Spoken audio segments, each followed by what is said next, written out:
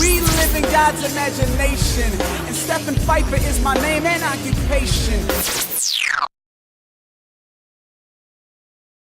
Super Steffin, a bird to plane. It's me holding it down for God, as well as the Steffin Phifer video show, and I'm here with the one and only Donald Ashley. How you doing? Bless you, man. We're blessed to be here in Atlantic City, man. Awesome. Yeah. Thank you for being on the show, man. I'm a big fan. Pleasure. I'm a big fan. Oh, bless you, We man. play your song all the time, man. Phifer. All right, Can't all right. explain God's favor. You gonna make me start singing the song, man. I love that song, man. Bless Hey, you, man. where did the inspiration for that song come from? Actually, that song came from a situation that I was in. I was trying to see which way my ministry was going, and there was a lot of things that I was needing, and I was looking to people to do things for me. And God spoke to me in that instance, and you don't really need people to do anything. You need my favor. It's my favor that causes people to move in your direction. Right. So I just thought about this song, Favor, and the tune just came to me, and we began to add the words how I was feeling at that time. So that's what was going on during that time. How long have you been doing this music ministry thing? Wow, we've been singing for years. I mean, ever since I was little. And I grew up in my daddy's church. Okay. Started at the age of 5, began to sing for him before he would preach. And then we began to sing with 2 other groups. I was with my brothers and another group I had. And then this group started in 2000, the Millennium. That's where the name came from. You're a PK, so. Yes. So how was it growing up being a PK? What were the pros and cons of being a PK? Wow, one of them was having the spotlight on you at all times.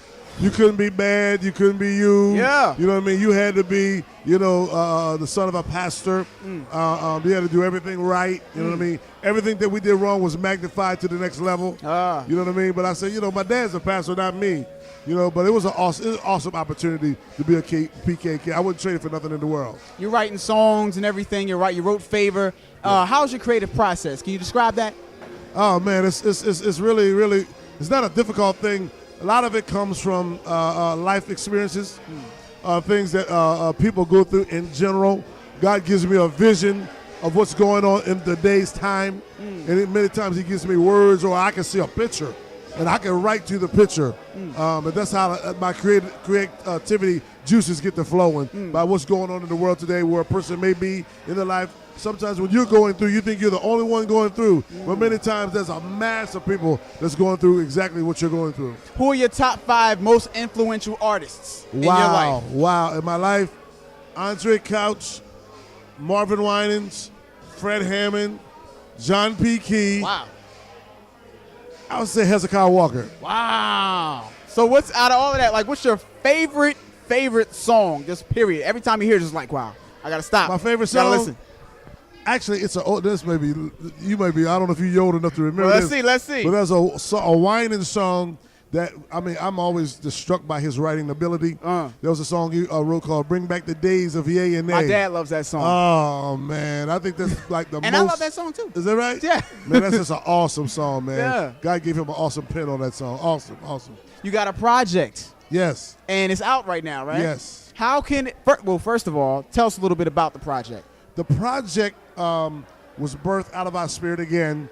The title of the project is entitled Back to Ministry. God gave me that as a theme, or not even a theme, but a movement, meaning that the music has changed so much during today's time. And a lot of the music that I'm hearing is not ministering. I find myself in my car reaching back for old tapes and old CDs, trying to get that feel back. And God let me know, He said, listen, it's time for the music to go back to ministry, meaning when I wrote a song, it stayed with you all day long. It just didn't move you emotionally. It just didn't move you for a period of time. But you could sing that song all day long. That's ministry. Or a song that ministers to you when you're going through something that, if I'm going through something and I hear the song Favor, I say, my God, that's a song that I can sing and maybe help me feel better when I'm going through that day. So what's the main difference between a song that's hitting you and then a song that's not?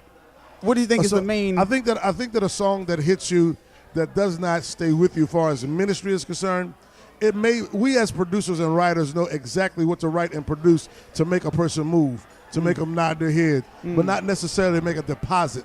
That is the difference. A song that is not ministering does not deposit. A song that ministers drops a deposit. When you have a deposit, meaning if I deposit something you can withdraw from it next week.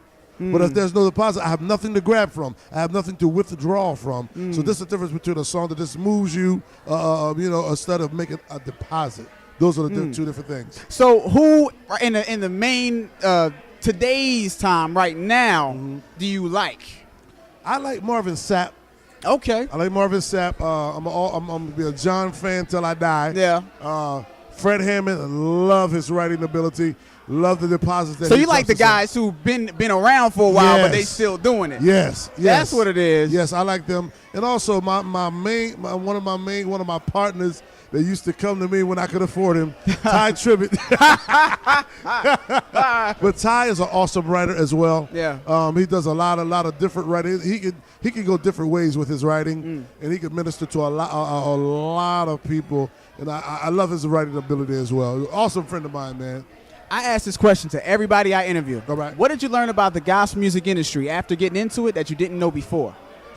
One of the things that I learned that in the gospel industry, I think one of the main things is that it is a business. It is a business, and you're going to run into people that are maybe not spiritual as you are. When you get into the upper echelon of the business part of it, you will find out that there are people that are in it totally for the money. Ministry has nothing to do with it. And sometimes that is a surprise or a shock to people once they run into that. They say, well, this is gospel music, I figure everything should be spiritual. But sometimes when you get into the spirituality of a thing or the natural part of the business, you will find out that you will run into things that you did not really expect to happen.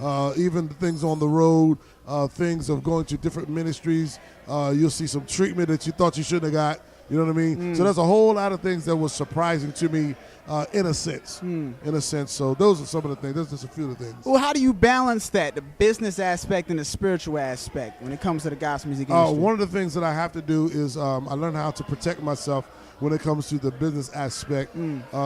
There's things because of the business is not the way it should be, then there's things that we have to do called contracts. Yeah. Contracts that guarantee my travel, because if I'm traveling from here to New York or to California, then there's some things that have to be in place when we get there, because when you're on the road, you never know what to expect.